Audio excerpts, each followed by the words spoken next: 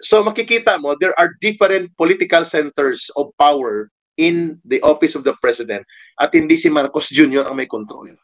Hindi po pwedeng manawagan ang Armed Forces of the Philippines na sila po ang mag-angkin ng poder. They have to wait for the people to move.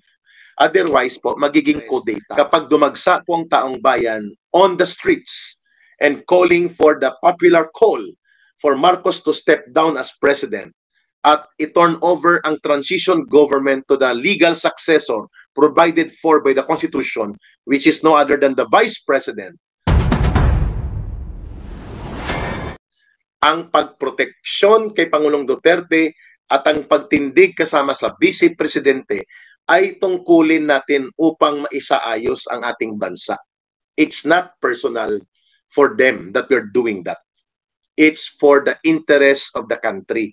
Sapagkat kapag hindi matino ang ginagawa ng gobyernong ito, wala sa katinoan ang namumuno ng bansa at ang direksyon hindi mo alam sino ang kumukumpas dahil ang dami nila. Nandyan ang asawa, si Lisa Marcos. Nandyan ang little president na si Lucas Bersamin. At may paksyon sila nila Boying Rimulya. Nandyan si Tuadcom Group at ang kongreso ni Martin Romualdez. So makikita mo, there are different political centers of power in the office of the president at hindi si Marcos Jr. ang may control. So dito po pumapasok ang sinasabi nila na kailangan magkaroon ng pagmamatyag at paghahayag ng maayos na pahayag ang Armed Forces of the Philippines. Kasama na po dyan ang Philippine National Police sapagkat sila po ang may hawak ng armas at ng legal. And under the Constitution, they are the protector of the state and the people. But, dudugtungan ko po yan, they cannot be the arbiter of power. Hindi po pwedeng manawagan ang Armed Forces of the Philippines na sila po ang mag-angkin ng poder. They have to wait for the people to move. Otherwise po, magiging kudeta, magiging mutiny, at magiging madugo po yan. At pwedeng magkaroon po ng hidwa ang madugo imbis na magiging political and sovereign act of the people ang mangyayari kapag mag-center stage ang military, medyo delikado tayo dyan. Yan po ang binabantayan natin. But, may but yun. As the protector of the state and the people, the armed forces of the Philippines, that include the Philippine National Police, they are entitled to assess the situation of security and public safety and national interest kapag dumagsa po ang taong bayan on the streets and calling for the popular call for Marcos to step down as president at i-turn over ang transition government to the legal successor provided for by the Constitution, which is no other than the Vice President. At kapag dumami at lumakas ang panawagan na yan all over the country or in key areas of the country, ay pwede pong manawagan ng withdrawal of support to the Commander-in-Chief. Ang Armed Forces of the Philippines to abort any political crisis and power crisis in our government, in our state operations. In that sense, mapipilitan ngayon si Marcos at ang kanyang mga alipores, ang kanyang asawa, ang kanyang grupo nila Rimulya at Bersamin at pati na po sila Martin Romualdez kapag hindi na sumunod sa kanila ang PNP at AFP. At sasabihin nila, we will respect the sovereign mandate of the people calling for change of administration in order to save the country and promote and protect the national security interest. Marcos must go. Lalo na po sa ganitong nangyayari na ito. Hindi malayo po magkaroon ng malalim at malawak na hidwaang pangpolitika that can result possibly to people power kapag ipilit po itong sinasabi ni Boying Rimulya at ito'y utos ng Malacanang na mismo at ng grupo ng triumvirate ni Marcos, Romualdez, at kasama po dyan sila Lucas Bersamin.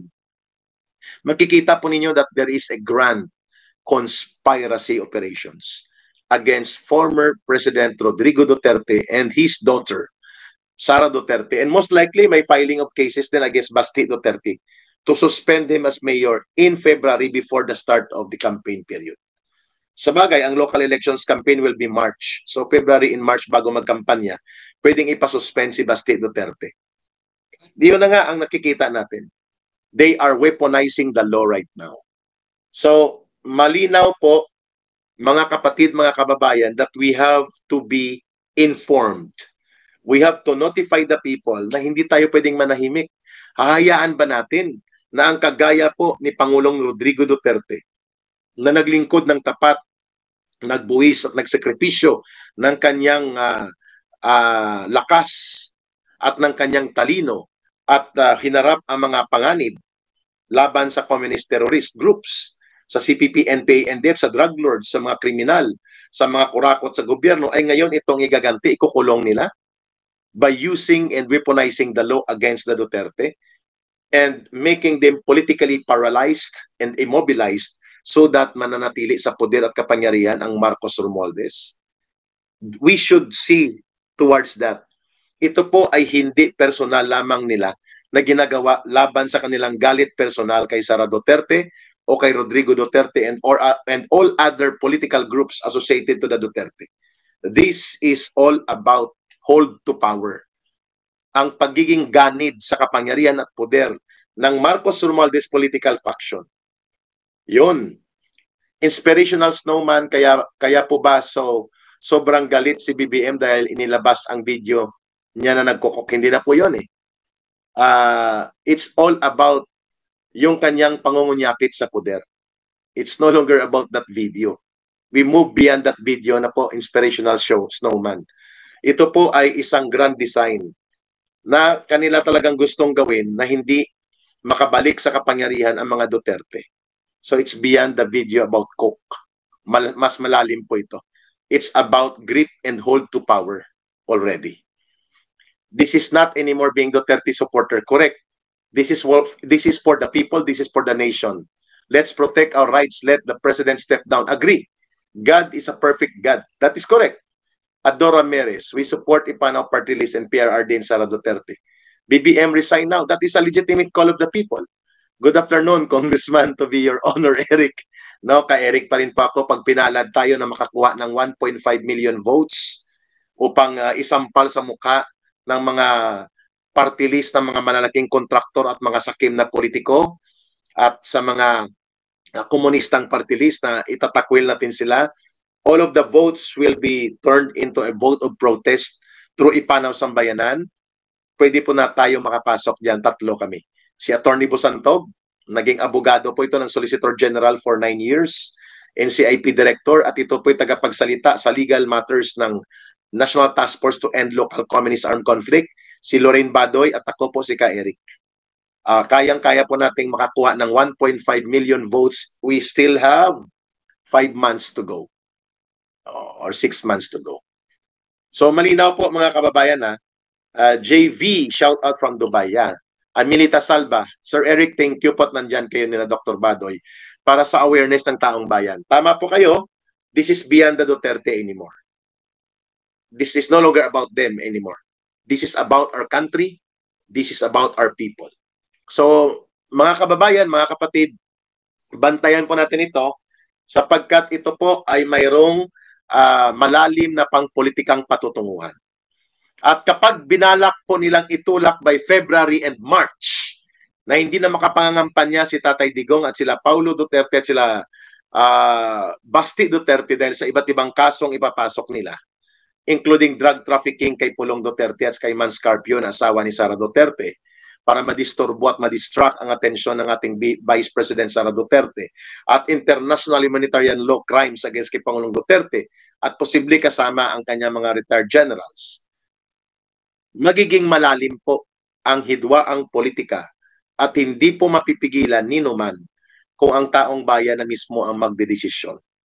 When the people will decide that enough is enough, no one in history can prevent the people from changing the government na nagaganap na yan sa mga nakaraang kasaysayan.